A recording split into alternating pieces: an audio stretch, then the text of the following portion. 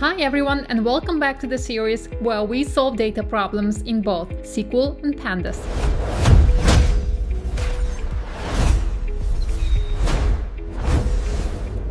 Today's challenge is to find tweets where the length of the content string is strictly greater than 15. We write the select statement.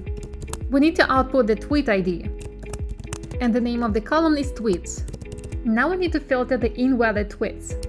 In the where clause, we write content column length greater than 15. Let's run the query. We successfully solved this problem in SQL. Let's move on to Pandas. In Pandas, we use the vectorized string to calculate the length of each string in the content column. We take the DataFrame tweets and the column content, and we write the method string length.